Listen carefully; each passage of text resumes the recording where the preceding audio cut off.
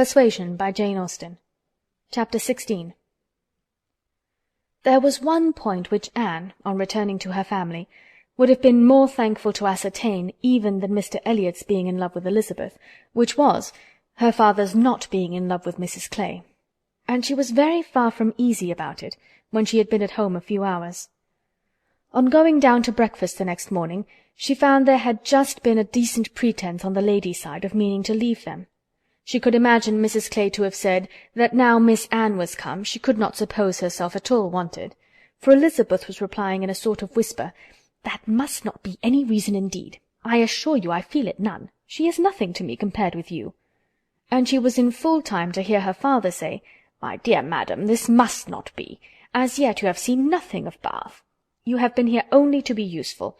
You must not run away from us now. You must stay to be acquainted with Mrs. Wallace, the beautiful Mrs. Wallace. To your fine mind I well know the sight of beauty is a real gratification." He spoke and looked so much in earnest that Anne was not surprised to see Mrs. Clay stealing a glance at Elizabeth and herself. Her countenance, perhaps, might express some watchfulness, but the praise of the fine mind did not appear to excite a thought in her sister. The lady could not but yield to such joint entreaties, and promised to stay. In the course of the same morning, Anne and her father chancing to be alone together, he began to compliment her on her improved looks. He thought her less thin in her person, in her cheeks, her skin, her complexion greatly improved, clearer, fresher. Had she been using anything in particular? No, nothing. Merely Gowland, he supposed. No, nothing at all. Ah! He was surprised at that, and added, "Certainly you cannot do better than to continue as you are. You cannot be better than well, or I should recommend Gowland, the constant use of Gowland during the spring months. Mrs. Clay has been using it at my recommendation, and you see what it has done for her. You see how it has carried away her freckles." If Elizabeth could have but heard this! Such personal praise might have struck her, especially as it did not appear to Anne that the freckles were at all lessened. But everything must take its chance.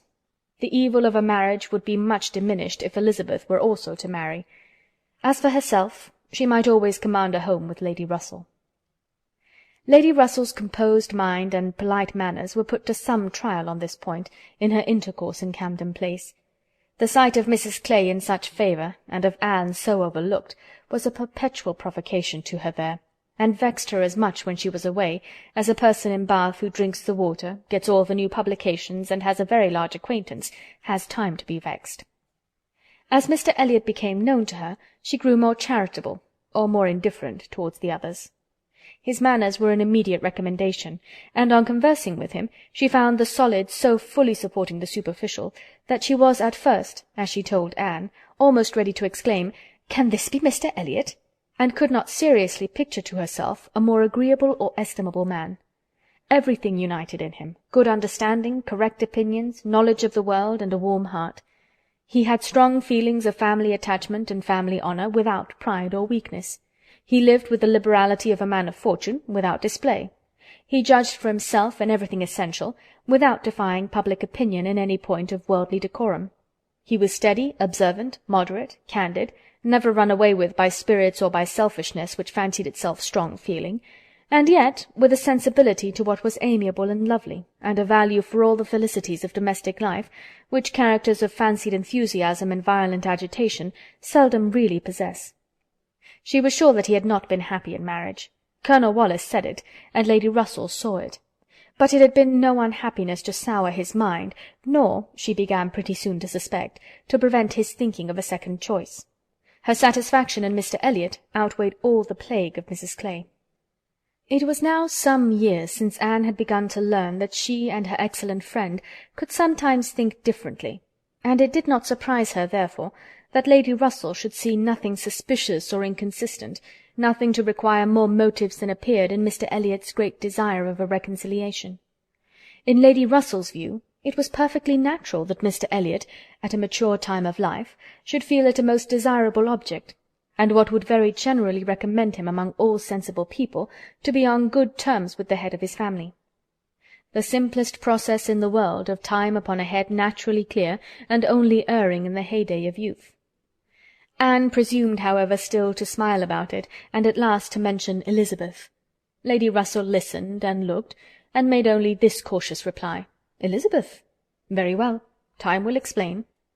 It was a reference to the future which Anne, after a little observation, felt she must submit to. She could determine nothing at present. In that house Elizabeth must be first, and she was in the habit of such general observance as Miss Elliot that any particularity of attention seemed almost impossible. Mr. Elliot, too, it must be remembered, had not been a widower 7 months. A little delay on his side might be very excusable. In fact, Anne could never see the crape round his hat without fearing that she was the inexcusable one in attributing to him such imaginations, for though his marriage had not been very happy, still it had existed so many years that she could not comprehend a very rapid recovery from the awful impression of its being dissolved. However it might end, he was without any question their pleasantest acquaintance in Bath. She saw nobody equal to him, and it was a great indulgence now and then to talk to him about Lyme, which he seemed to have as lively a wish to see again, and to see more of, as herself. They went through the particulars of their first meeting a great many times. He gave her to understand that he had looked at her with some earnestness. She knew it well, and she remembered another person's look also. They did not always think alike. His value for rank and connection she perceived was greater than hers. It was not merely complaisance, it must be a liking to the cause, which made him enter warmly into her father and sister's solicitudes on a subject which she thought unworthy to excite them. The Bath paper one morning announced the arrival of the Dowager Viscountess Dalrymple and her daughter, the Honourable Miss Carteret, and all the comfort of No. Camden Place was swept away for many days, for the Dalrymples, in Anne's opinion most unfortunately, were cousins of the Elliots, and the agony was how to introduce themselves properly. Anne had never seen her father and sister before in contact with nobility, and she must acknowledge herself disappointed. She had hoped better things from their high ideas of their own situation in life, and was reduced to form a wish which she had never foreseen, a wish that they had more pride. For "our cousins Lady Dalrymple and Miss Carteret, our cousins the Dalrymples," sounded in her ears all day long. Sir Walter had once been in company with the late Viscount, but had never seen any of the rest of the family, and the difficulties of the case arose from there having been a suspension of all intercourse by letters of ceremony, ever since the death of that said late Viscount, when, in consequence of a dangerous illness of Sir Walter's at the same time, there had been an unlucky omission at Kellynch. No letter of condolence had been sent to Ireland. The neglect had been visited on the head of the sinner, for when poor Lady Elliot died herself, no letter of condolence was received at Kellynch, and consequently there was but too much reason to apprehend that the Dalrymples considered the relationship as closed. How to have this anxious business set to rights, and be admitted as cousins again, was the question, and it was a question which, in a more rational manner, neither Lady Russell nor Mr. Elliot thought unimportant. Family connections were always worth preserving, good company always worth seeking. Lady Dalrymple had taken a house for 3 months in Laura Place, and would be living in style. She had been at Bath the year before, and Lady Russell had heard her spoken of as a charming woman. It was very desirable that the connection should be renewed, if it could be done, without any compromise of propriety on the side of the Elliots. Sir Walter, however, would choose his own means, and at last wrote a very fine letter of ample explanation, regret, and entreaty to his right honourable cousin. Neither Lady Russell nor Mr. Elliot could admire the letter, but it did all that was wanted, in bringing 3 lines of scrawl from the Dowager Viscountess. She was very much honoured, and should be happy in their acquaintance. The toils of the business were over. The sweets began. They visited in Laura Place. They had the cards of Dowager Viscountess Dalrymple and the Honourable Miss Carteret to be arranged wherever they might be most visible, and "our cousins in Laura Place, our cousin Lady Dalrymple and Miss Carteret," were talked of to everybody. Anne was ashamed. Had Lady Dalrymple and her daughter even been very agreeable, she would still have been ashamed of the agitation they created, but they were nothing. There was no superiority of manner, accomplishment, or understanding. Lady Dalrymple had acquired the name of a charming woman because she had a smile and a civil answer for everybody. Miss Carteret, with still less to say, was so plain and so awkward that she would never have been tolerated in Camden Place but for her birth.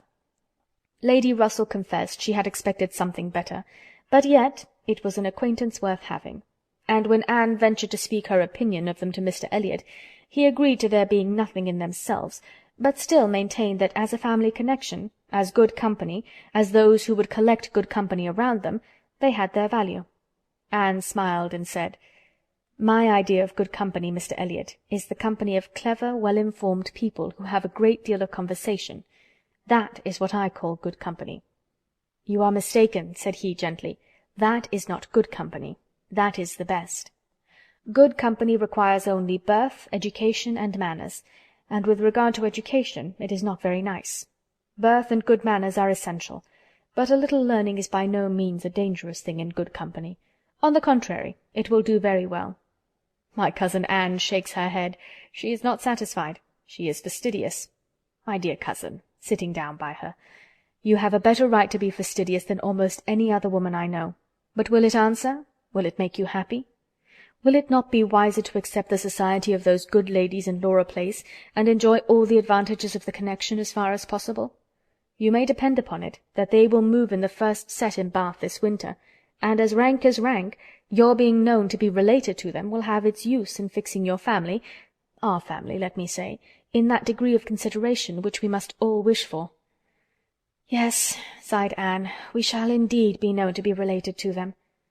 Then, recollecting herself, and not wishing to be answered, she added, "I certainly do think there has been by far too much trouble taken to procure the acquaintance. I suppose," smiling, "I have more pride than any of you, but I confess it does vex me that we should be so solicitous to have the relationship acknowledged, which we may be very sure is a matter of perfect indifference to them."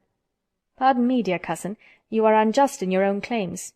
In London, perhaps, in your present quiet style of living, it might be as you say. But in Bath, Sir Walter Elliot and his family will always be worth knowing, always acceptable as acquaintance." "Well," said Anne, "I certainly am proud, too proud to enjoy a welcome which depends so entirely upon place." "I love your indignation," said he. "It is very natural. But here you are in Bath, and the object is to be established here with all the credit and dignity which ought to belong to Sir Walter Elliot. You talk of being proud. I am called proud, I know, and I shall not wish to believe myself otherwise, for our pride, if investigated, would have the same object, I have no doubt, though the kind may seem a little different. In one point I am sure, my dear cousin," he continued, speaking lower, though there was no one else in the room, "in one point I am sure we must feel alike. We must feel that every addition to your father's society among his equals or superiors may be of use in diverting his thoughts from those who are beneath him."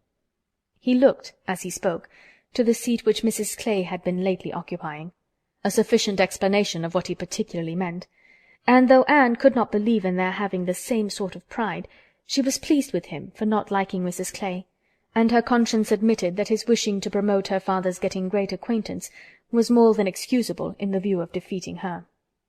Chapter 16